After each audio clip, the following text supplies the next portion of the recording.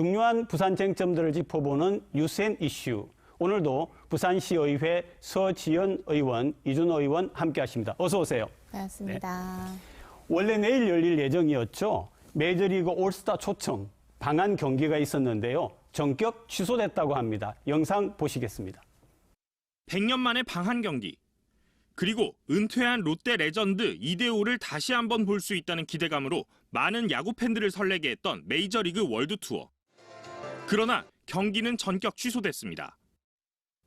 메이저리그 올스타 명단은 당초 메이저리그 3국의 공헌과는 달리 김하성과 최지만 등 한국인 메이저리거를 제외하면 야구 팬들의 기대에 전혀 미치지 못했습니다.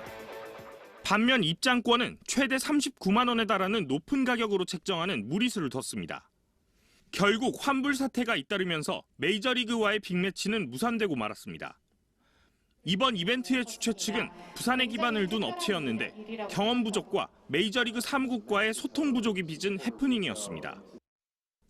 쪽에서 이제 선수들을 파견을 못 보낼 것 같아서 그렇게 취소가 됐다 이렇게 얘기를 전달받았죠. 다 요청 왔던 대로 저희는 계약을 진행을 했어요. 한국 선수단을 꾸리는 부분에 대해서는요. 경기는 취소되고 환불은 됐지만 어처구니 없는 사태에 팬들의 기대감은 허탈함을 넘어 분노로 바뀌었습니다. 부산에서도 경기가 열린다고 해서 우리가 기대가 컸잖아요. 그런데 이제 진행 과정에 문제가 있었던 모양이에요. 네, 아무래도 이제 그 업체 측이 굉장히 부산에 기반하고 있는 작은 업체였기 때문에 사실은 메이저리그라는 이렇게 세계에서 가장 큰 리그와 사무국과 원만하게 협상했던 것이 불가능했다라고 저는 생각을 하고요. 우리가 2019년도에 호날두 선수의 노쇼 사태가 있었잖아요. 그 뒤로도 이런 사태가 되풀이되는 것은 정말 우리 스포츠계의 굴욕적인 외교라고 생각합니다. 저는 스포츠계가 조금 더 각성하고 또 협회 차원에서도 국제 외교를 위해서 조금 더 영역을 확장해 가야 되는 시기가 도래했다고 생각합니다.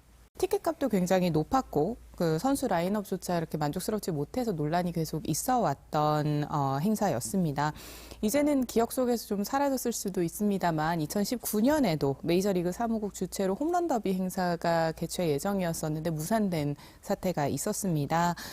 이러한 사태는 사실 지난 10년간 일본 같은 경우는 메이저리그 올스타 시리즈를 함께 2회 정도 개최를 한 경험이 있다 보니까 같은 아시아 국가에서 한국과 일본 모두 아시아에서는 야구 순위로는 앞다투고 있는 경쟁 국가인데도 이러한 행사를 주최하지 못하는 부분에 대해서는 굉장히 실망감을 표현할 수밖에 없을 것 같습니다. 네, 그런데 이제 어쨌든 가장 큰 피해자는 우리 야구 팬들 그리고 또 한국 선수들 아니겠습니까? 어떻습니까? 네, 아무래도 선수들보다는 팬들에게 저는 더 초점을 맞추고 있습니다. 이제 100년 만에 추진되었던 그런 경기이기 때문에 사실 야구 팬이라면 또 스포츠 팬이라면 세계 최고의 선수들의 플레이를 직접 보는 것이 일생의 꿈일 수도 있는데요. 그렇죠. 사실은 엄청 설레이는 마음으로 기다리셨을 것 같은데 불과 며칠 앞두고 이렇게 취소 통보가 되니까 굉장히 허탈하고 또 섭섭한 마음을 가지고 계실 것 같아요. 부산시의 책임은 과연 없는 건가 이런 생각이 좀 들어요. 네, 저는 부산시의 책임과 관련된 이야기를 듣고 사실은 좀 황당했습니다. 요즘에 행정에 관해서 지나친 책임론들을 역설하는 책임론자들이 많이 생기고 있어요. 부산시에서 주최한 행사도 아니고 지극히 업체가 주최를 했던 행사에 대해서 부산시는 홍보를 해줬을 뿐입니다. 그런데 이런 사건에서 이제 부산시의 책임을 전가하고 또 음모를 만들어내는 이런 사람들은 저는 앞으로 좀 우리 공직의 기강을 무너뜨리는 분들이다라고 생각하고 자꾸 이런 기류가 생기면 공직에 종사하거나 정치를 하겠다는 사람이 없어질 겁니다. 그래서 우리 사회가 조금 더 선진적으로 이성적으로 생각하고 말을 할 수 있는 사회가 됐으면 좋겠습니다. 서 의원님 어떻게 생각하세요? 네, 아무래도 부산이 야구의 상징인 도시이지 않습니까? 야구에 대한 애정이 굉장히 깊은 도시이고 사실은 이번 행사를 주최를 하는 측에서도 이제 부산 사직구장에서도 경기를 하겠다라고 얘기를 했기 때문에 부산시가 행정적으로 지원 가능한 부분을 적극 지원하겠다라고 했던 부분이고 부산 시민들께서 이제 특히 야구 팬분들께서 함께 그 혜택을 보실 수 있기 때문에 적극적으로 지원을 했던 부분이지만 이준호 의원님께서 말씀하신 것처럼 주최나 이 행사를 주도적으로 이끈 책임론에서는 벗어나야 한다라고 생각을 합니다.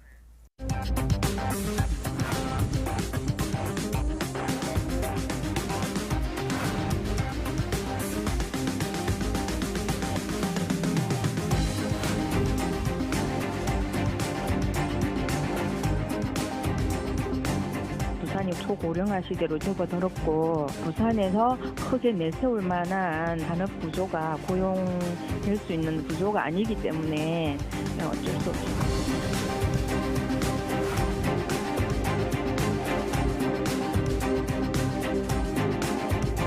지역 고용시장의 질적인 면의 과제가 여전히 상존을 하고 있다고 봐야 합니다.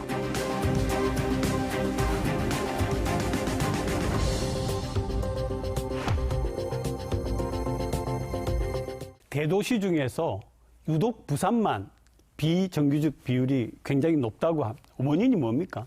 우선은 저는 두 가지로 네. 진단합니다. 첫 번째는 산업 구조입니다.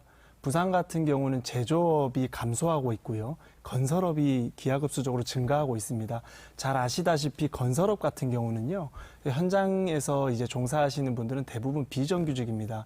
그래서 부산의 이런 산업 구조가 저는 비정규직 전국 2등이라는 통계를 만들어냈다고 생각하고요. 두 번째가 핵심인데요. 두 번째는 비가역적인, 그러니까 거스를 수 없는 세계적 트렌드입니다.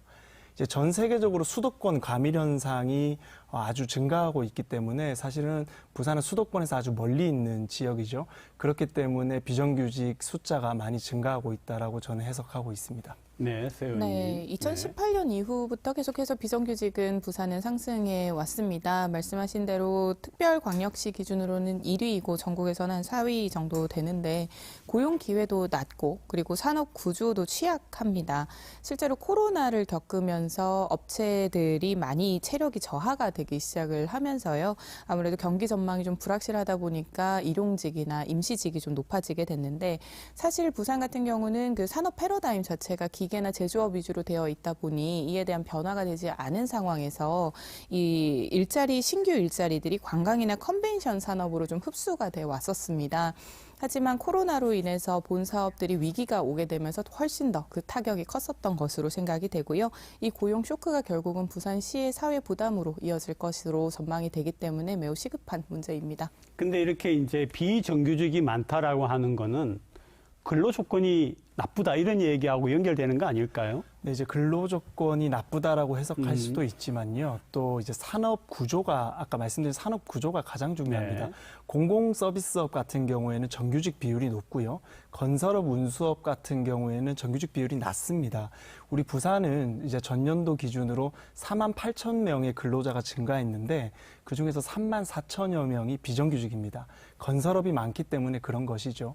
그래서 이런 것들을 해결하기 위해서 노무현 정부 때 세종시의 공공기관을 대거 이전을 시켰고요. 그래서 세종시 같은 경우에는 아주 모범적인 정규직이 많은 도시입니다. 그리고 두 번째로 MB 정권 때 진주시에 LH를 이전했습니다. 네. LH 이전은 진주시에 정규직이 많은 도시 진주시를 만들어 주었을 뿐더러 또 청년들을 많이 유입시켜서 도시를 확장시켜 나가는데 핵심적인 역할을 할 수 있게 했죠. 그래서 부산 같은 경우도 윤석열 대통령이 제시하고 있는 사는 이전이 조속히 이루어져서 공공서비스업 관련된 업종을 많이 증가시켜야 된다라고 생각하고 있습니다.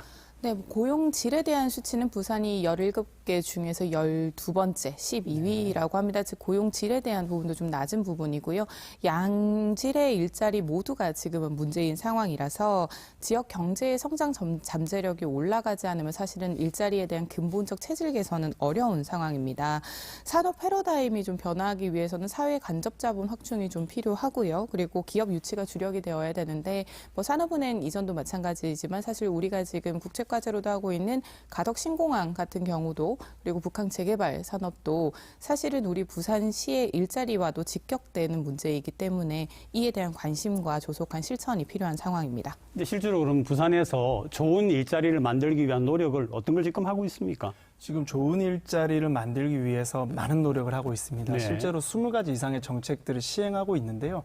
그런데 참 슬픈 것이 취준생들, 그러니까 취업 네네. 준비생들의 60%가 이런 제도가 있다는 것을 모르고 있다는 통계 자료가 있습니다. 그래서 제도를 만들어 두더라도 그게 제대로 홍보되지 못하고 실제로 제도가 시행되더라도 실효성을 미치지 못하고 있다는 것이죠. 제가 앞서 말씀드린 것과 같이 전 세계적 비가역적 트렌드 아니겠습니까? 그래서 미시적인 어떠한 경제 정책보다는 거시적인 이벤트가 필요합니다. 그래서 그게 방금 서지현 의원님 말씀하신 북항 재개발이나 가덕 신공항이 될 것이고요.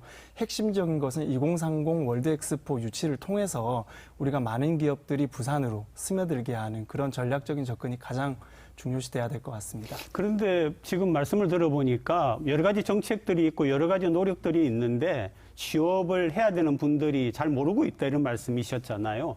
사실은 취업을 하려고 하는 젊은이들을 보면 굉장히 여러 군데를 뒤져보거든요. 그러면 지금 거기에도 뭔가 좀 잘못이 있다는 거 아닙니까? 정보 전달 체계에 대한 부분도 말씀을 하셨는데 사실 조금 시대적인 트렌드도 반영을 좀 해야 되지 않을까 싶습니다. 지금 나오고 있는 정책들은 굉장히 다양합니다만 뭐 지산학 협력을 포함해서 뭐 고부가 가치, 신산업 육성 모두 좋은 의도로 만들어진 정책이지만 실효성이 부족하다라는 것과 정보 전달 체계가 부족하다라는 것이 일맥상통하게 이어지는데요.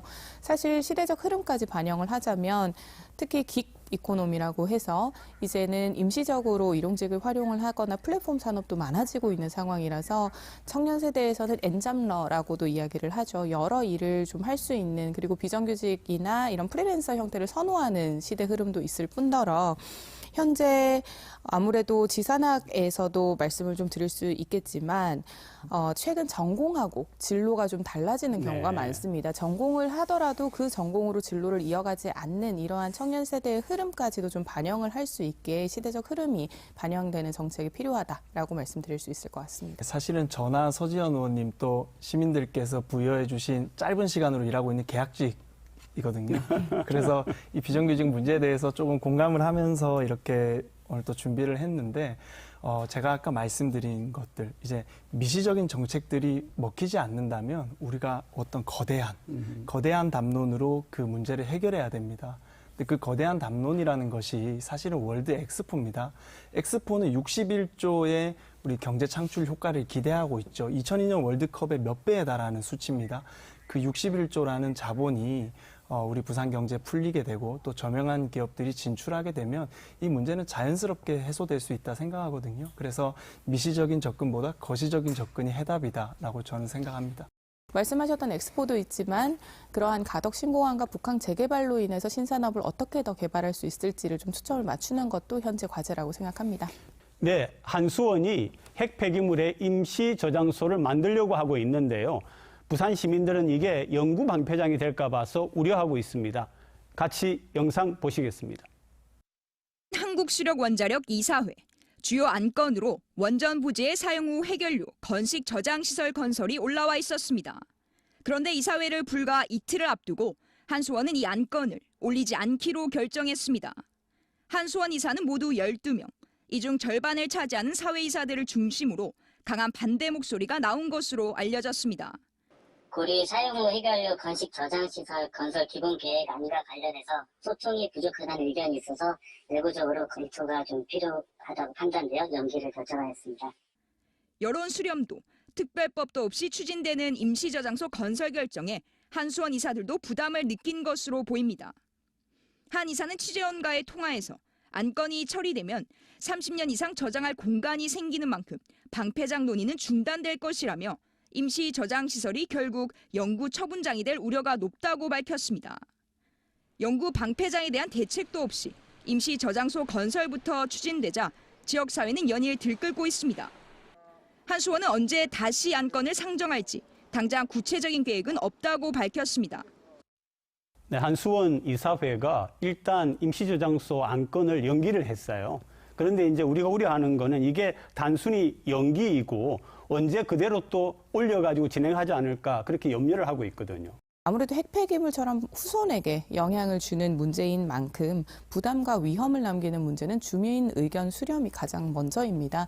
이러한 부분이 철저하게 이루어지지 않았고 시행 계획을 설립하실 때에도 중간 저장 시설에 대한 부지 선정이라든지 연구 시설에 대한 부지 확보나 이런 부분이 굉장히 지지부진했기 때문에 굉장히 대책 없이 무책임했다라고 말씀드립니다. 원전을 가동하면서 이제 연료 폐기물을 저장을 해야 됩니다. 그 연료 폐기물 저장소가 지금 85.9%가 이미 저장이 되어 있기 때문에 우리는 2031년이면 더 이상 저장할 수 있는 공간이 없는 실정입니다. 그래서 지금 한시 빨리 임시 저장소를 우리가 추진을 해야 된다라고 저는 생각을 하고 있습니다. 근데 원래 이렇게 원전 계획을 세우면은 거기에서 나오는 핵 폐기물에 대한 대책이 함께 있었어야 되거든요. 네. 근데 그렇게 안 된 이유가 뭐라고 보십니까? 말씀하신 것처럼 총체적인 접근이 있어야 되는데 원전을 사용하느냐 하지 않느냐에만 좀 초점을 맞췄던 것으로 보이고요. 2031년에 완전 포화가 예고되어 있음에도 불구하고 이 친원전 정책을 펼치시겠다고 하면서 그에 대한 대안과 그에 대한 보관에 대한 부분에 대해서는 전혀 고민이 없었다라는 것도 문제입니다. 우리는 이렇게 수수방관하는 태도에서 동남권 주민들의 안전이 계속해서 위협당하고 있다라는 사실을 좀 강조할 수밖에 없고요. 국회에서도 계속해서 속도전은 좀 주문을 하고 있지만 사실은 그에 대한 대안이 좀 미비한 상황이기 때문에 지자체와 정부가 함께 이에 대한 메시지를 좀 명확하게 표현을 할 때라고 생각합니다. 지금 이제 임시 저장소가 영구 저장소가 될 수 있다라고 하는 우려인데 여기에 대해서 부산시는 어떤 입장을 가지고 있습니까? 네, 이제 부산시의 입장을 말씀드리기 전에 제가 원전 관련해서 잠시 말씀을 드리면 문재인 정권에서 탈원전을 선언을 하고 원전 관련 논의를 아예 중단을 했었습니다. 그렇기 때문에 원전 산업의 발전뿐만 아니고 원전 저장소와 관련된 논의도 할 수 없었죠. 그렇기 때문에 현 정부에서는 원전을 다시 재가동하면서 지금이라도 원전 저장소에 대해서 의논을 하고 또 추진을 하려는 계획을 가지고 있고요. 그리고 원전과 관련해서 폴란드에서 국책 사업 수주를 우리가 받아냈습니다. 그래서 한 40조 정도의 이제 국가에서 막대한 돈을 벌어들이게 됐는데요. 저는 원전이라는 것은 정말 필요하다고 생각하고 그리고 국민의 안전 또 시민의 안전을 위해서 원전 저장소 또한 빨리 마련해야 된다고 생각합니다. 그렇기 때문에 부산시에서도 이 한수원의 안에 대해서 적극 찬성하고 있는 기류로 저는 해석하고 있습니다. 부산시정에 대한 현재 입장은 굉장히 소극적이고 거의 대응이 없다라고 봐야 할 것 같고요. 그래서 굉장히 유감인데 정당성 확보가 전혀 되고 있지 않은 상황입니다. 윤석열 정부 또한 지금 친원전 정책을 펼치고는 있지만 굉장히 안전 불감증을 잊을 수 없다라고 좀 강하게 말씀을 드리고 싶은데요. 지속해서 말씀을 드리지만 원전에 대한 논의가 중단되었다라고 주장을 하시면 이 친원전 정책을 펼치실 때는 이런 폐기물 관리에 대한 것도 함께 고민을 했었어야 됩니다. 지난 9월 20일에 한국형 텍소노미를 발표를 하셨는데 이 한국형 텍소노미는 유럽에서 공개하고 있는 기준보다 현저히 낮고 원전을 포함시키기 위한 그린워싱이라고 해서 보여주기식 위장 친환경이라는 비판도 받고 있습니다. 결국 부지에 대한 선정 그리고 부지에 대한 확보 시간도 제대로 가지지 못한 상태로 이후에 텍소노미보다 현저히 낮은 기준으로 억지로 원전을 끼워 넣고 있다라는 주장을 할 수밖에 없는 상황이고요. 실제로 지금 원전 주변의 학교에 같은 경우는 그런 방호복이라도 있어야 하는 그런 디테일한 정책이 필요합니다. 하지만 전혀 구비가 되어 있지 않고요. 이러한 부분 때문에 비판을 할 수밖에 없는 상황인 것입니다. 적어도 원전 산업과 관련해서 민주당은 이야기할 수 있는 입장이 아니다. 사실은 민주당이 원전 정책을 비판할 때 저는 사실은 좀 황당한 기분을 가끔씩 느끼거든요. 그래서 원전과 관련해서는 민주당도 이제 원전이 재가동되고 있으니까 좀 협치의 마음으로 우리가 에너지원 생산하는 데 있어서 좀 도움을 주면 좋겠다라고 생각을 하고 있습니다. 이번 정부에서 국민적인 대합의를 만들 수 있을까요? 주민 의견 수렴이나 공청회 과정도 지금 제대로 하지 않고 한국형 텍소노미로 좀 요식 행위를 하고 있는 상황에서 어떻게 이 결과가 나올지는 좀 지켜보아야 할 것 같습니다. 방패장 완공에 대한 세부 계획과 그리고 그 부지에 대해서 좀 적극적으로 현 정부가 찾아 나서야 하는데 사실 이렇게 임시장으로 만들어 놓고 나서 30년 이상 사용을 하게 되면 연구시설이 되는 것입니다. 그러한 것은 지금 기존의 고리 원전으로 희생을 하고 있는 우리 부산 시민들이 평생 그리고 후손들까지도 희생을 해야 된다라는 부분인데 이에 대한 적극적인 대안도 제시하지 않은 채 공청회도 하지 않은 채 이렇게 일방적인 통행을 하는 것은 매우 비판적으로 보아야 할 것이라 생각합니다. 네, 참 부산이 해결해야 될 문제가 굉장히 많습니다. 예, 오늘도 두 분 고맙습니다. 네, 감사합니다. 인구 감소와 초고령화, 제대로 된 일자리 부족, 원전과 핵 폐기물, 부산은 지금 굉장히 심한 질병을 앓고 있는 것 같습니다. 오늘도 시청해 주셔서 대단히 감사합니다. 다음 주 목요일 날 뵙겠습니다. 고맙습니다.